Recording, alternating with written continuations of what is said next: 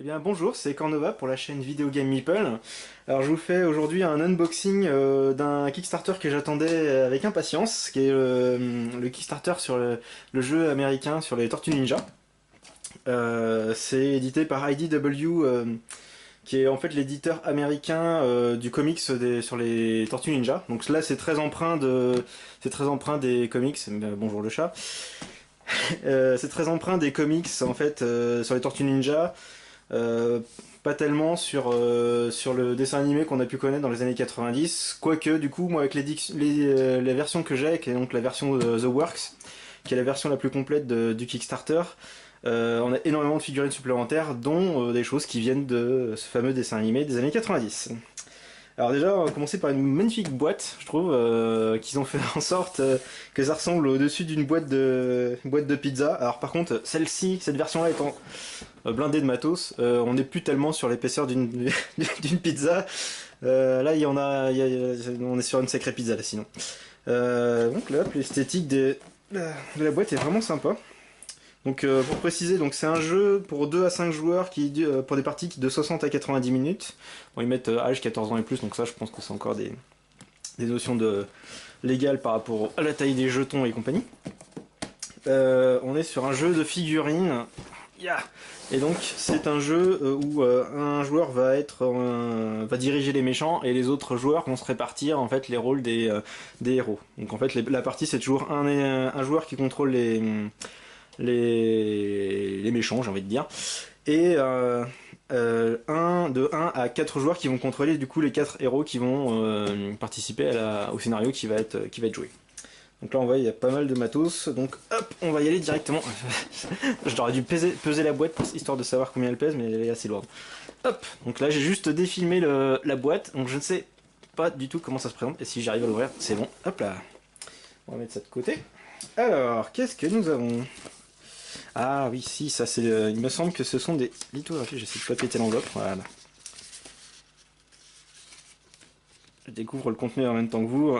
Le jeu est arrivé bien il y a quelques mois aux États-Unis, mais du coup, ça fait un petit moment que j'ai pas regardé.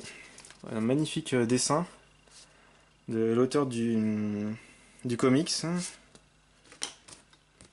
sont super badass comme dessin, c'est hallucinant. Alors c'est un style graphique du coup assez particulier, mais avec le casque de Shredder ici.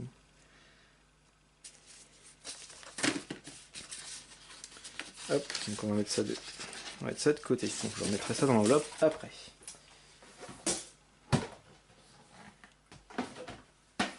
Alors on a également, du coup si je me trompe pas, c'est ça, un comics qui a été fait spécialement pour cette version, pour le jeu. Donc un comics des Tortues Ninja, vraiment sympa. Je pense qu'au passage, il doit utiliser pas mal des personnages et des choses qui sont présentes dans le jeu. Voilà, donc un truc bien sympa. Ah, j'avais pas vu ça. Donc ils ont... d'accord, une répartition de l'historique des Tortues Ninja avec les différents personnages. Et là, on a un truc sur, oui, les SOS Fantômes, parce que c'est eux aussi qui font les comics sur SOS Fantômes. Hop là. Donc ça, c'est un magnifique petit comics. Hop, le livret de règles, qui est ma foi, qui est écrit plutôt gros en fait. Donc le matériel, tout un tas de chiettes de jetons qu'on va voir, la mise en place d'un scénario, les règles, les actions, hop, les lignes de vue. Voilà, hop, et un petit rappel au dos. Ça c'est cool ça, quand on a des rappels comme ça. Sachant que je sais que du coup comme le jeu est arrivé aux États-Unis depuis plusieurs mois, il y a quelques coquilles qui ont été identifiées dans la règle et dans le livret de campagne, et du coup ça a été il y a déjà un FAQ qui a des version 1 qui est sorti, et un deuxième FAQ ne devrait pas tarder à sortir normalement. Alors donc on a toute une chier de jetons. Donc ça je sais que c'est les jetons de focus, donc c'est les petits bandeaux là, les petits carrières avec un bandeau. Les jetons de chaos, ça c'est des jetons de points de vie, donc ça vaut 5 points de vie de souvenir. Et les petits jetons, les petites parts de pizza ici, là, valent 1 point de vie. Ok. Donc, ah oui, il y a 2 planches à l'intérieur, d'accord. Donc on a 2 planches là. Là, c'est des éléments de décor apparemment. Donc là, on a des bouches d'égout. On a pas mal de trucs. Bon, ça va, il n'y a pas trop de reflets. Donc là, on a une espèce d'ordinateur qu'on peut venir pirater. Des sorties de gaz, des voitures. Des piles d'ordures. Plein de petits trucs sympas pour la mise en place du scénario sur les cartes. Et on arrive dans le matos. Alors là, hop, on est sur un jeu de figurines avec des dés. Et qui sont plutôt pas mal. Alors du coup, je vais avoir du mal à savoir, parce qu'en fait les dés sont affiliés à différents héros. Il n'y a que des dés là noirs que j'ai essayé de sortir, qui sont des dés génériques, qui sont utilisés pour résoudre les combats en fait. Hop, ça c'est les dés de combat en fait. Hop, j'en prends un. Sur lequel on trouve du coup des touches, des doubles touches, et un truc d'esquive, parce que ça sert à la fois pour les attaques et pour la défense. Hop, là on a les dés d'action pour les héros. Donc là avec les skateboards qui vont donner des actions de mouvement, les shurikens des attaques à distance, le katana qui donne des actions au corps à corps, le symbole du chi, enfin du yin yang, mais c'est le symbole chi en fait qui permet, ou du ki, je sais jamais comment prononcer, qui sert à faire à récupérer des jetons de focus. Les jetons de focus en fait simplement c'est des jetons de relance principalement. Hop les magnifiques bruits. Et là, je vais essayer de trouver dispatcher un peu tout ça. Et là on a des dés jaunes avec un fond rouge sur fond. Enfin avec des traces, des marquages rouges. Je ne sais pas quel personnage ça correspond. Parce que ceux-là très clairement, les dés verts, ce sont les dés. Ah oui d'accord.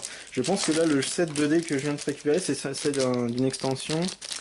Et tout comme ce set de dés marron, pareil, doit correspondre à un autre personnage. Parce qu'en fait là-dedans, je reconnais l'intégralité des dés en fait qui correspondent à la boîte de base, c'est-à-dire aux 4 tortues, à nos 4 tortues ninja. Et on a un deuxième set de dés de combat, qui sont noirs sur, enfin qui sont inscrits blanc sur fond noir, alors que les autres étaient inscrits noir sur fond blanc. Ah c'est cool, ça fait 2 jets de sets de dés de combat, j'aime bien quand il y en a un peu plus.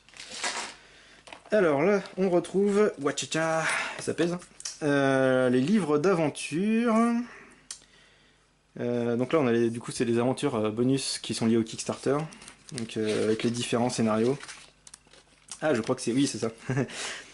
il y a des tuiles, il y a une tuile supplémentaire qui a fait partie du Kickstarter. Ça, c'est une reproduction du studio dans lequel le dessinateur dessine les Tortues Ninja en fait, le dessinateur des Tortues Ninja actuel en fait, c'est une reproduction de son bureau en fait, où il travaille, donc c'est très drôle. Hop, donc tous les scénarios, en fait toutes les aventures en fait, on voit le livre 1 et le livre 2, livre 3 et livre 4, en fait c'est des missions qu'on peut jouer simplement jouer une mission ou un truc comme ça, ou on peut jouer un peu en mode campagne, parce qu'en fait il y a du texte d'ambiance et des choses qui vont se passer si les tortues gagnent ou si le méchant gagne. En fait, il va y avoir des conséquences sur le scénario suivant. Donc là, on voit un peu la tête d'une mise en place d'un scénario avec quelques précisions devant les objectifs pour gagner et pour perdre. Enfin, les objectifs pour gagner pour le vilain et pour les gentils. Donc avec des têtes bien sympas. Et il y a de quoi faire, hein. Ils sont assez épais au final.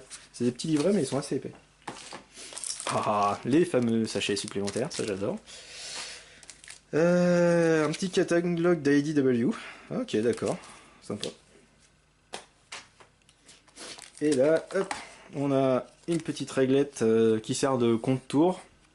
Et qui sert aussi, j'ai vu dans le mode campagne, en fait, ça sert d'intercalaire à mettre dans le livret là où on en est, à la mission où on en est, et en fonction si c'est l'ennemi qui est vers le dessus, enfin vers nous quand on l'ouvre, c'est que c'était les ennemis qui avaient gagné à la partie précédente, enfin un truc comme ça. C'est pour se souvenir en fait. Ça sert à deux choses, à la fois de tracking de tour et en même temps de, de marque-page pour se souvenir où on en est. Ah, j'arrive pas, voilà.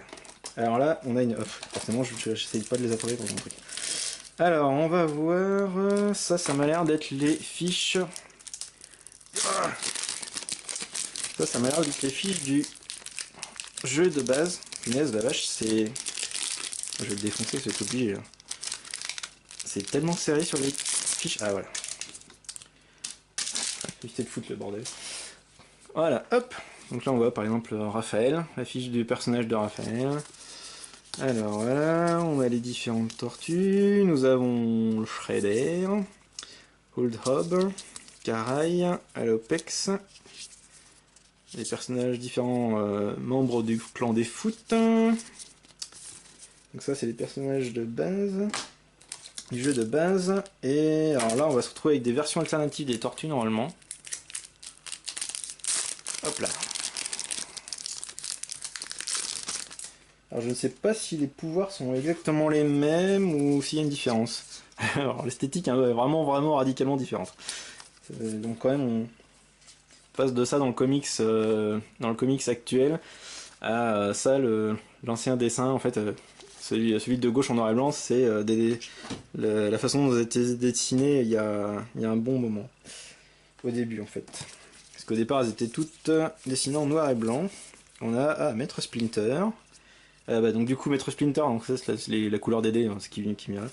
C'est les dés marrons en fait, ce sont les dés de Maître Splinter en fait. On a Ultimate Shredder et on a les Mousers qui sont les petits robots qui viennent nous niaquer. J'ai surtout souvenir de ces trucs là dans les jeux vidéo des Tortues Ninja. Bon. Alors là on a un de mes personnages préférés en vue qui a Z Jones. Mec bien badass. Donc lui c'est des dés blancs ça apparemment. Hop.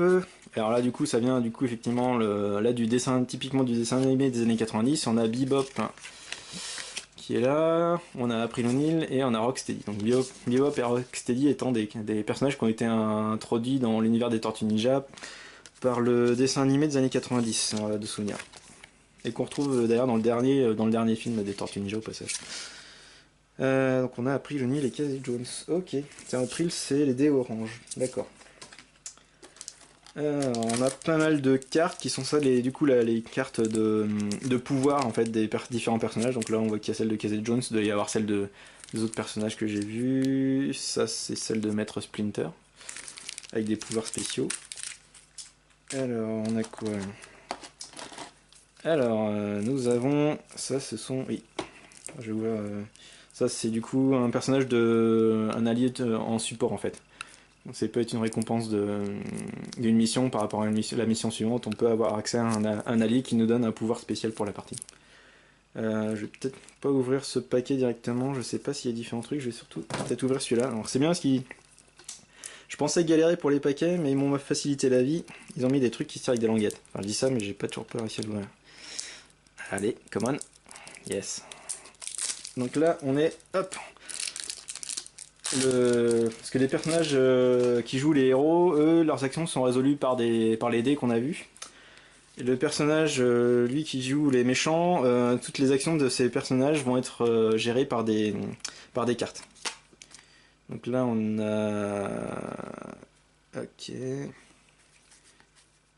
On a pas mal de personnages, on a du Shredder, on a Karai, Alopex, Old Hob, des mecs du clan des foot.